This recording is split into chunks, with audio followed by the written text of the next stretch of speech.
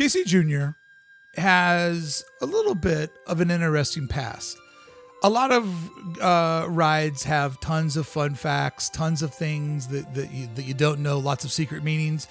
This one's a little bit light on that rich storytelling at Disney because, after all, it's a bit of a basic ride, but something that you need for younger citizens of Disneyland to have a good time. So we're going to look at what we can figure out about the past of Casey Jr. Now, its origins are obvious. Walt started playing with miniature trains, worked his way up to that little train that he would ride in his backyard, the Carolwood Pacific. And then a bud of his, who actually was an employee of his, had a full-size train.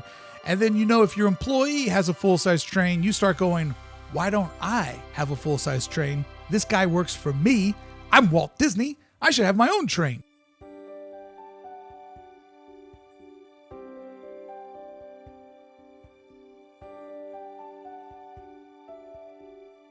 Everybody says, don't forget, it all started with the mouse. That's true with animation. But the park started with Walt's love of trains. When you get into trains, then you get into the love of the village around the train. What I love about Casey Jr. and what I would sort of ask for you to think about next time you get to go to the park and see Casey Jr. is to think about, this is very similar to what Walt had in his backyard. This is about as close as we get to the real idea, or the original idea, I should say, of what birthed Disneyland. So you have to pay tribute to Casey Jr. and you have to think about Casey Jr. at Disneyland. It's cute. You don't go out of your way to ride it. But Casey Jr. in your buddy's backyard would be insane.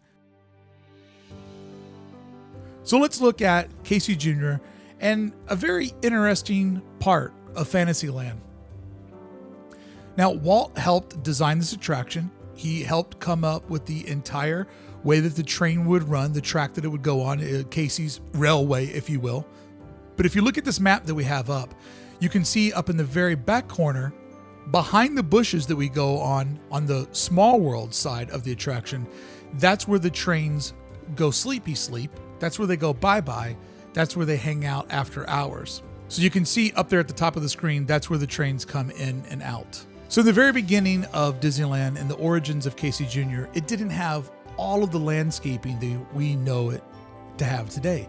It always shared its footprint with the Storybook Canal boats, but in the very beginning, it didn't have any of the small buildings. It didn't have any of the landscaping that we know today, which is kind of a good thing because the original idea Walt had for this area would be that he would decorate it with monuments and buildings all around the world. Well, when Disneyland opened up, they were running behind schedule and they just opened this the way that it was.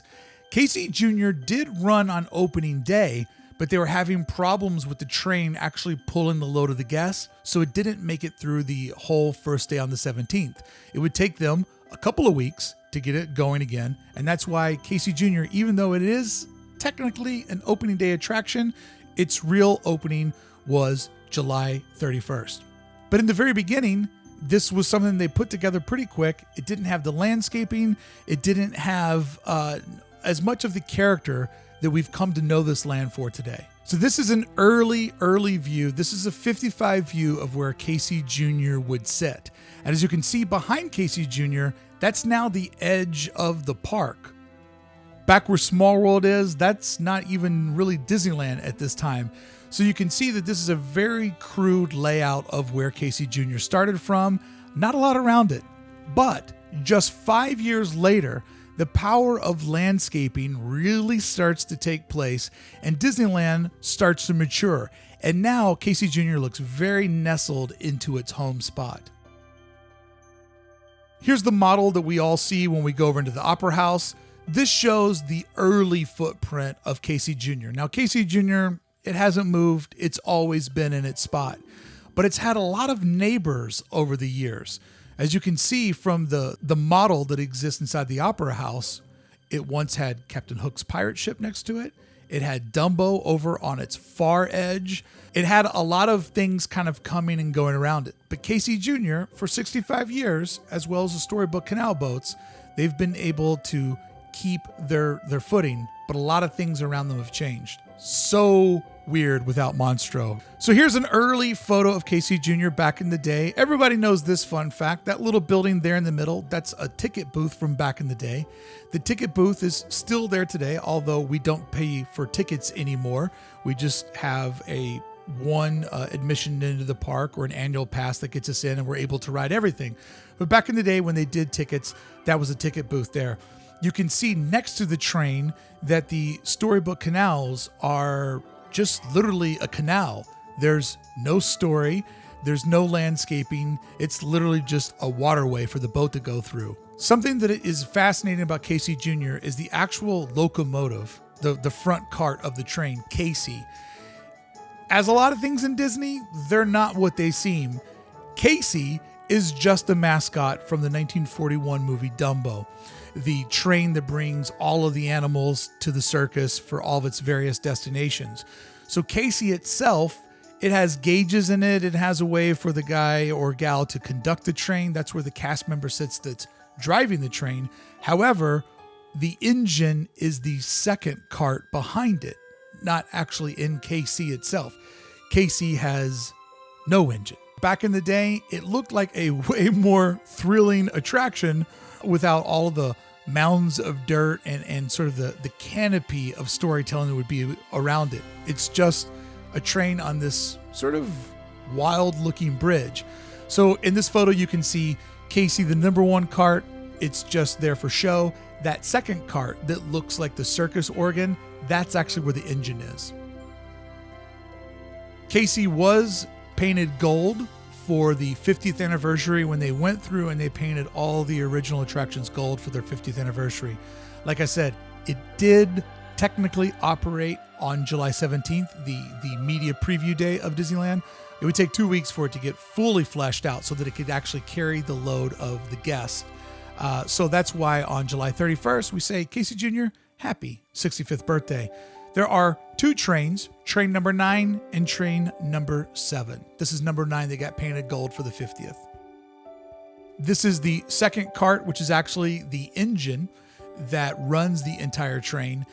This particular train cart has black wheels on the bottom of it. Now, the rest of them are just wheels that free roll. So they're painted like Casey Jr. Royal Blue because they're more decorative pieces for the attraction.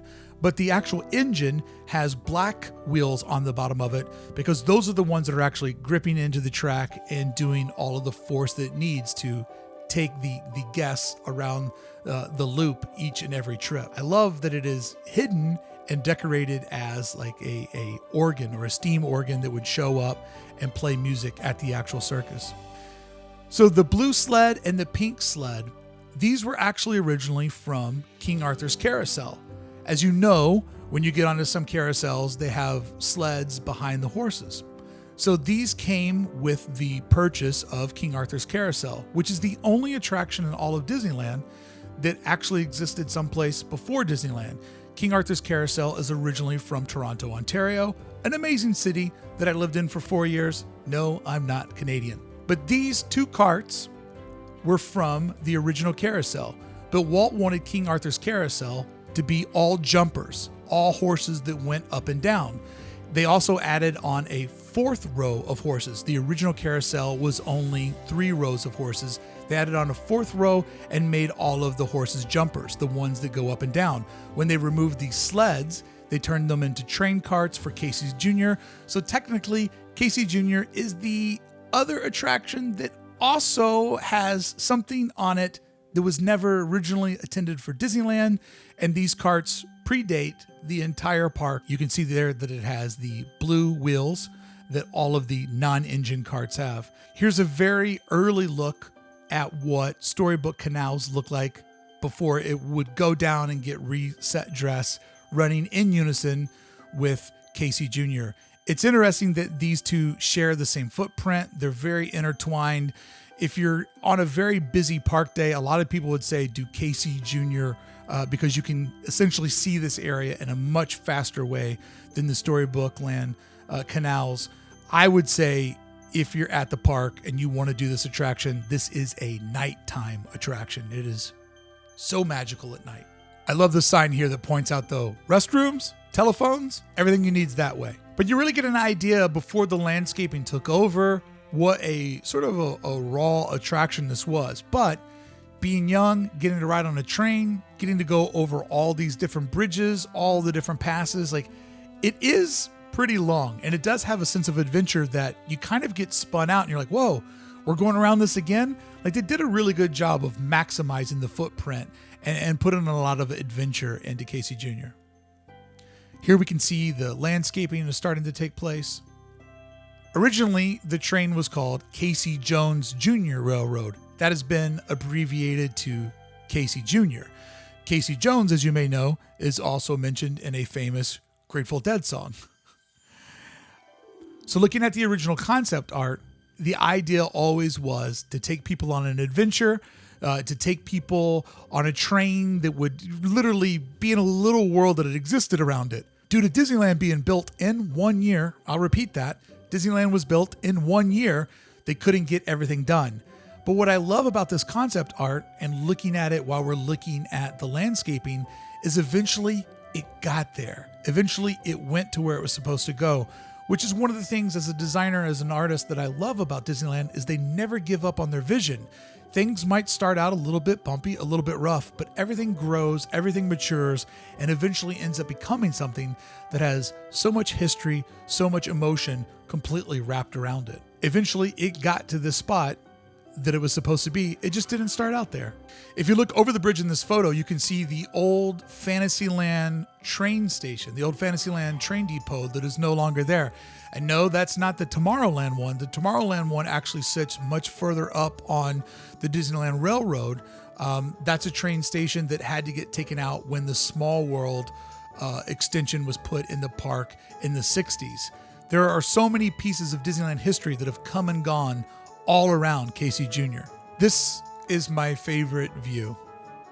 I absolutely love when you come around this bend and you have the boat going down there below you, you have the Matterhorn up on the horizon. This is my favorite view on this attraction. Absolutely love this moment of this ride. As you can see, there's the old sign where it's called Casey Jones Jr. Railroad and the old ticket booth. Ticket booth still there. Not selling tickets anymore, but I do love that there's still a handful of these that are in the park. I don't know if you've ever paid attention to this light fixture that sits around the edge of the track there, but the fact that it is so decorative, it's very ornate, and I love that they have the elephants in the middle of the two lights, just adding that story. So one of its first neighbors was Dumbo's flying elephants. Now, you know, Casey Jr. is from the Dumbo film, so it makes sense that they were neighbors. But as you remember, it used to be far down on the western side of it.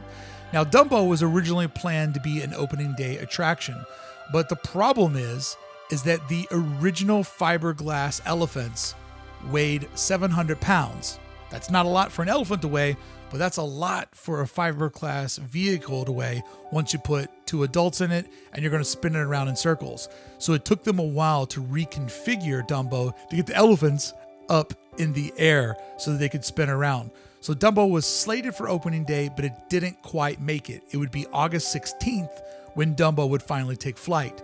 Timothy Mouse is the narrator on the Casey Jr. Railroad, and he must come over real quick, talk to us on the train, and then he gets back over on top of Dumbo's flying elephant to get to his home. If you can see in this brush behind the second canopy there, that's eventually where the sky bucket entry point and exit point would go in. So the next neighbor that Casey Jr. would get after it got its beautiful landscaping is it would get the Skyway. The sky buckets would come in 56. June 23rd, 56, the sky buckets would come into Fantasyland, and now people would be able to look down and see Casey from above. The sky buckets would run over the top of it from 56 to November 9th, 1994.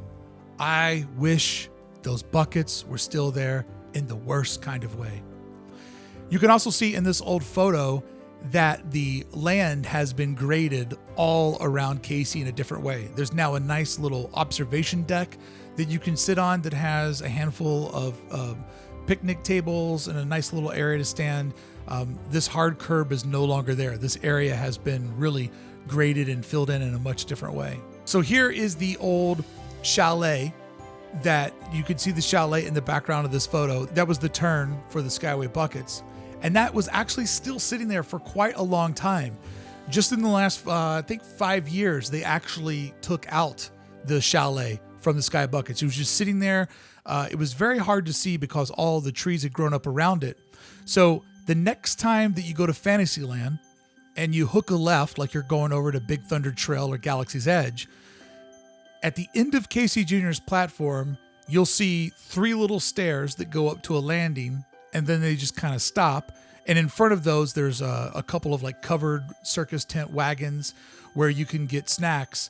Those 3 little stairs is where you used to go to get up on the Sky Bucket. So if you walk by and you see those, that's a fun fact to point out to your friend. Like, oh, you see those stairs there? You used to walk up there. You used to be able to get on a Sky Bucket, go straight through the Matterhorn, and next thing you know, you're in Tomorrowland. So this gives you an idea of what the area started to mature like in the 60s. Once you got the pirate ship added, eventually Skull Rock would come in. This area got very, very busy. This is something that I wish so bad was there. It was a landmark of Disneyland from 1955 to 82. Originally, Captain Hook's pirate ship sat in a simple pond, and then in 60, the pond became exotic, tropical setting when they added in Skull Rock. So it was just kind of sitting in a pool of water, and then they dressed it to make it feel more grandiose. Now, I looked for this. I can't find photos of this, but I would love to see this. They were running late to get the boat done for opening day, so they ended up building it out behind the mill. The mill was the opera house. So Captain Hook's ship, this big boat, was built behind the opera house. Now to get it over to Fantasyland, they hoisted it up with a crane. So there actually was a moment in Disneyland where Captain Hook's boat was flying through the air like it does in Peter Pan to get to its home because they didn't build it in this spot. I would die to see a pirate ship, even with a crane, even being able to see the rope, see it fly through Fantasyland. That would be so amazing. So the idea was, when they did the 1983 remake of Fantasyland, they wanted to remove the pirate ship to create more of a walking path for guests. So the idea was they would take this pirate ship and they would put it over next to Small World. So this almost set at the end of the dock where we like to hang out in Fantasia Gardens. However, this was built on the quick. It wasn't just like an actual boat that you could pick up and move. It was a building. They poured a concrete foundation that it was attached to. And when they looked at moving this thing, they said, this is not going to move. It's not going to move at all. Like it's so nestled into where it's at. We would literally have to rip it into 1,000 pieces, essentially tearing it down and then rebuild it. Well, they didn't have the time. They didn't have the budget. And I guess they didn't have the interest. So they would end up just completely demoing this and taking it out. Some of the light fixtures inside of this boat and some of the different decorations actually were put inside of the Captain Hook boat inside of Peter Pan, where the fight battle happens. Just imagine how awesome it would be coming up on the other side of the Matterhorn, looking over to your right and seeing this pirate ship, and then looking over to the left and seeing Small World. Woo! Don't get me started how awesome that would be. So the pond started out very, very basic. In the 60s, they made it very exotic. They put in the Skull Rock and really kind of created this whole facade in that nook of the park. If you think about if they were going to move Captain Hook's ship over next to the body of water on the other side of Small World, imagine if Skull Rock was in that little island that keeps us from being able to see over to where Autopia starts. If this whole area could have actually been moved and put over in that part of Fantasyland, game over. Game over. My new favorite spot of the park.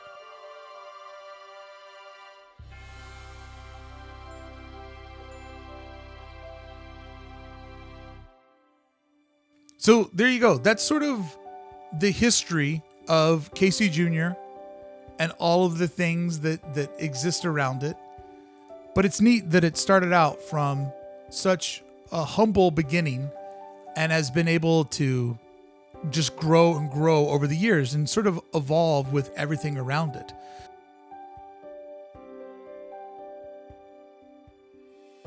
If you could tell a friend that we're having fun over here, I'd appreciate it, because I can't get through the algorithm. I need your help. I need your help to get through to the other side. The best cart to ride in Casey Jr. is the caboose in the rear facing seats. I refuse to ride in the animal cages. Yeah, some say there was a train that came through here by the name of Casey.